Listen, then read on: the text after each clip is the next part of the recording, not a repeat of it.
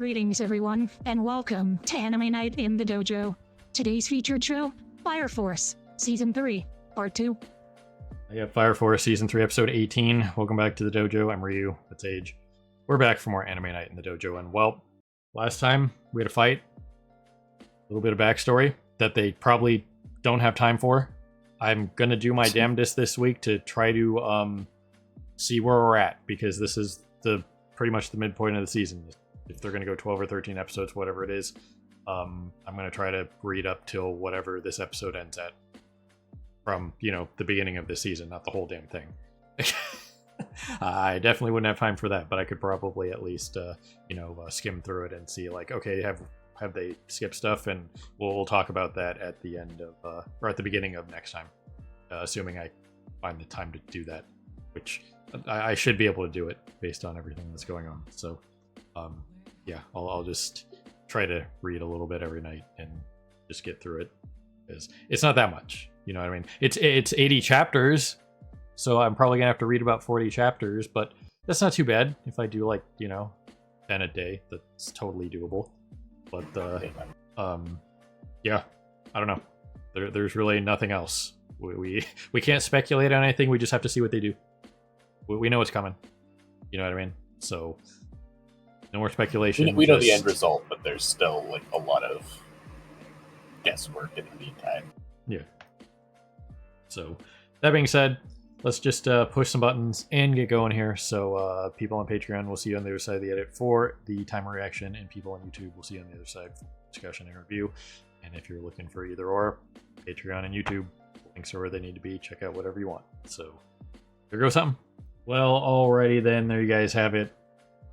They really, really should have gotten one of those baby leashes for Arthur for this. Just put it right on him, and then when combat starts, just clip it off at that point. But just really, that's exactly why Arthur shouldn't have been bringing up the rear. I understand why from a tactical standpoint, obviously, but just you could have just walked side by side with him or something. Just something. Just like I said, the baby leash, whatever it is. But this is what happens when you don't keep an eye on Arthur. He does this. And, he tunnel visions, and we've had it established a number of times that he is just unusually sneaky. That, but he's not trying to be. He just wanders off and apparently makes no indication to anyone. No one hears him walking off. No one even pays any mind to where he could have gone. He just, if he wanders off, he's inexplicably unnoticed. Yep.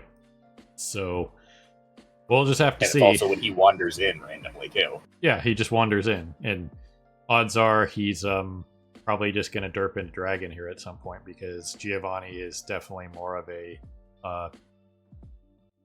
Vulcan and Lisa problem, and especially now that he's taken over Yu's body with...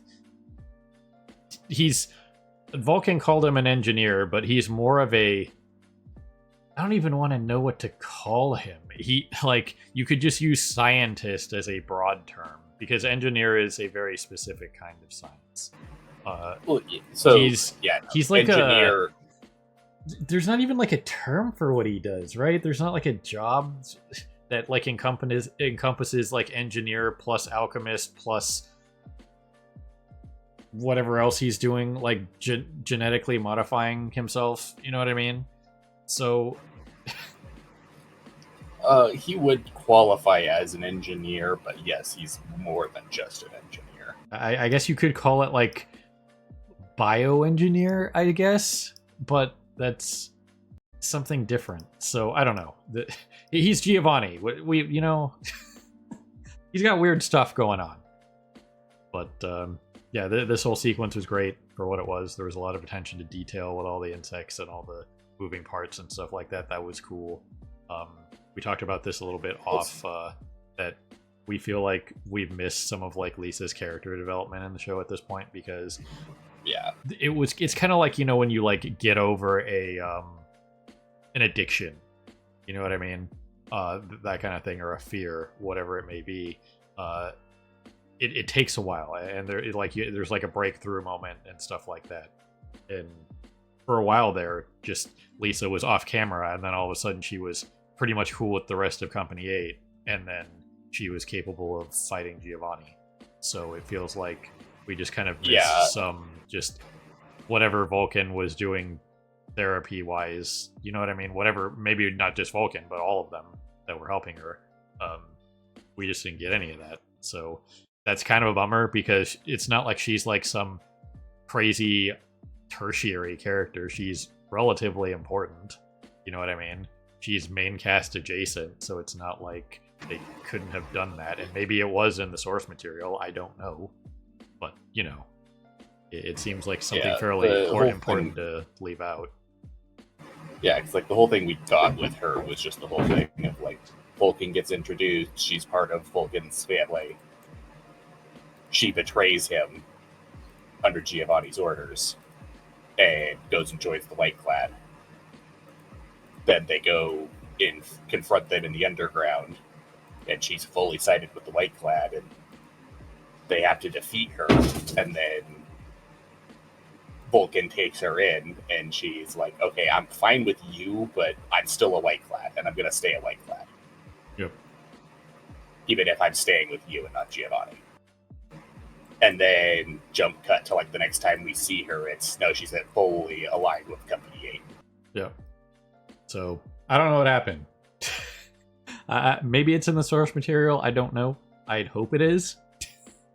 And if it's not in the source material, then I don't know. Maybe the author just kind of forgot about her. You know what I mean? It's like, hold on, I wrote that, didn't I?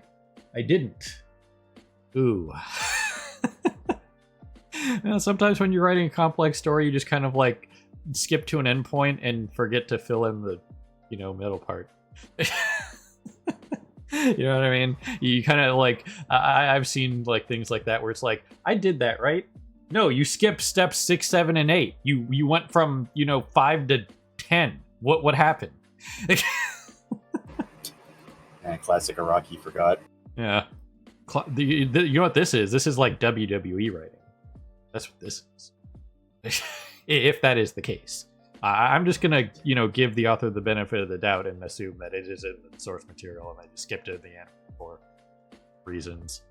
But, you know, either way, the end result is Lisa is resolved to be able to fight against Giovanni, even if, with the way that he is now, it's very hard for her to fight him just from a standpoint of power. You know what I mean? So... yeah, she also was still having at least some sort of residual turmoil there and stuff like that, of like him getting in her head and stuff like that. That's part of why I was saying, like, it seems like even in this fight we were still skipping stuff on that front, because it seemed like there were a couple of times where we were going into like, he's getting in her head again, to just all of a sudden, yeah, we're not doing that. Right. So, I don't know. Again, this whole sequence was very good across the board. The lieutenant got a... at some point, speaking of, we were talking about this too, is at some point, this is Excalibur's body. Yeah. For anybody who hasn't seen Soul Eater, but you've heard us talking about Excalibur. This is what Excalibur looks like. Not you, not the kid, the doll. That is 100% Excalibur, and then he gets like a little hat thing. Yeah, like he has a cane and a hat, and like an actual suit. But yeah, like at some point or another, this doll and Arthur's sword need to do a fusion dance and become the God of Rage. Yeah, so that's gonna be weird. Looking forward to that. Again, we mentioned it a little bit at the end of the reaction, but at this point, I believe Arthur's next fight is just Dragon. Because I don't think he's going to show up for this Giovanni stuff. This is going to be like they either get to, you know, break through to you or not. You know what I mean? He could potentially show up, but it probably won't be until the you situation is resolved. And then, like, he shows up, the situation's already resolved, and then Dragon shows up. Right. So, either way, this is going to be a pretty interesting thing to see how they get to that. Really, the bee thing For those of you who don't know, honeybees do that. That is how they communicate. That's why I made the Bender reference from Futurama, where it's just like, yeah, they dressed Bender up as a bee and he was shaking his ass to communicate. That's how they did it, and that's how honeybees do that. That's how they communicate, is through motion and dance, basically. So yeah, it's a combination of dance and smells. Yeah, is how they convey information because they can't, speak. Yep. So that was 100% an interesting thing. But either way, I'm sure there's going to be a bunch of stuff in Vulcan's bag of holding. We can call it that, right? So he'll probably have something lying around to potentially deal with the situation. But as for the rest of the stuff, the stuff going on outside, one of the biggest things that we did get was the fact that the lieutenant can now fire at full force, like, way more. Yeah, he's stronger because of the whole Adola thing, but then also he's got new tech that allows him to actually fire multiple times a barrel. So he's not only stronger, but he doesn't have nearly as big of a wind-up between shots. Yep. So, as we saw, as the power creep has just gone in both directions. So yes, he is stronger, but Charon, even though taking that, I don't want to call it a mortal wound, pretty substantial wound though. I mean, there's a big chunk out of his gut. You know what I mean?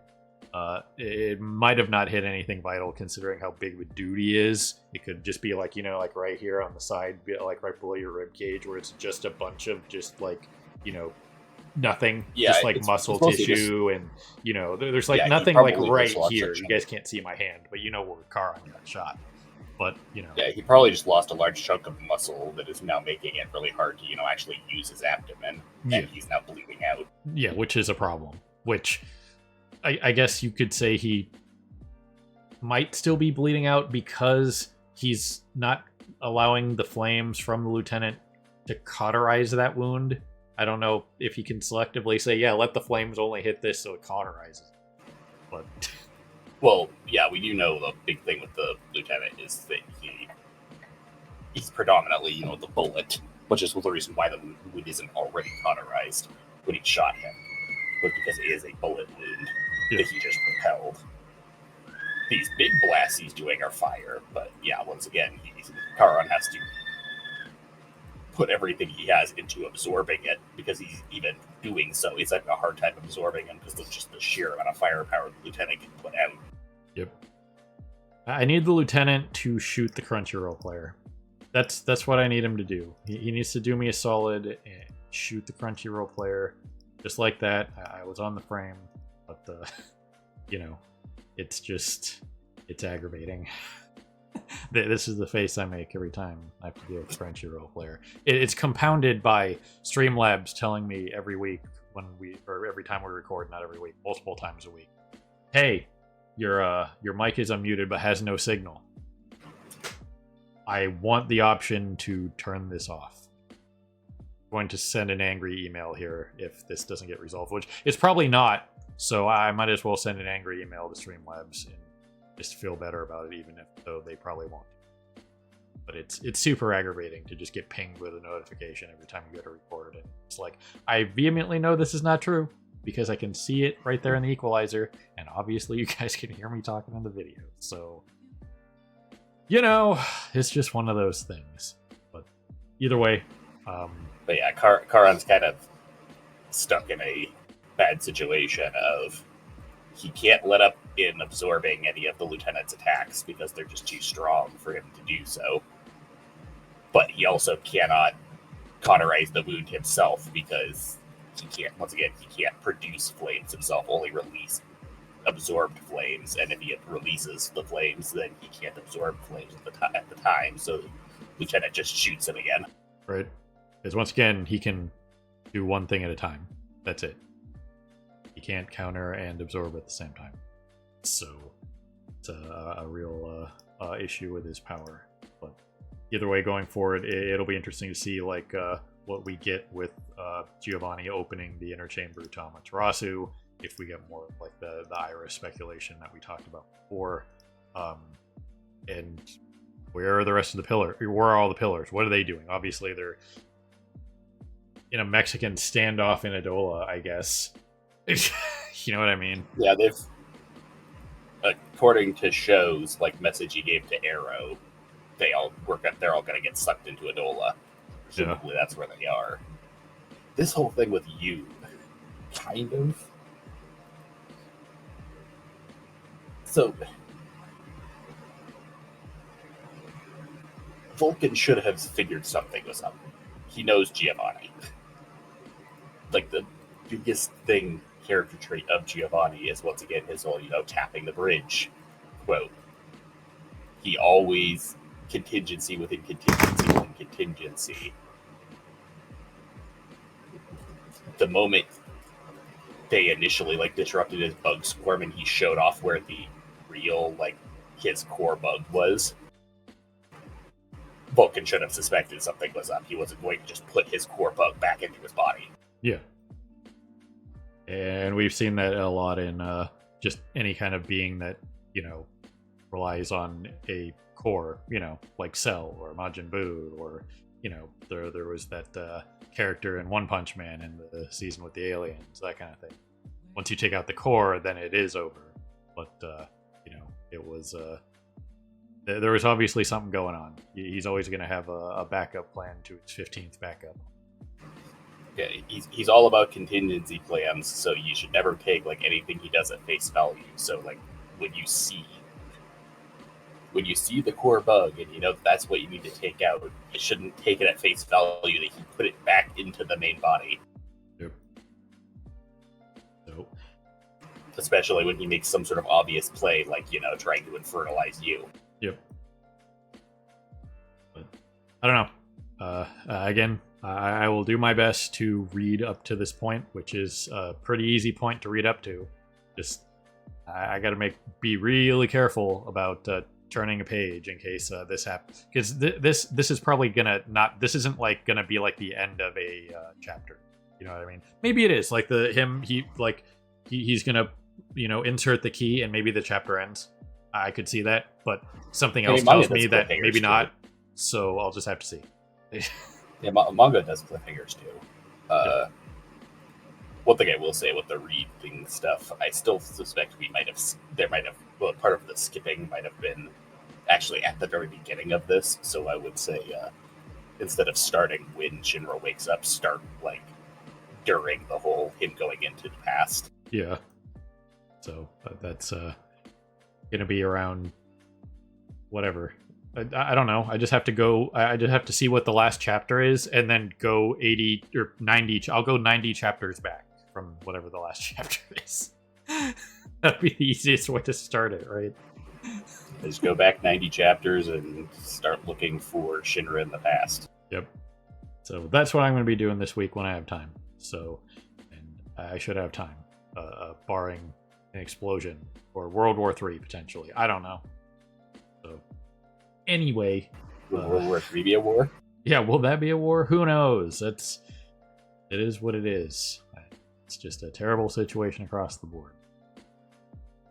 As for Fire Force, yep, just keep it up. We got a lot of cool stuff on the horizon here in the last 7 episodes here.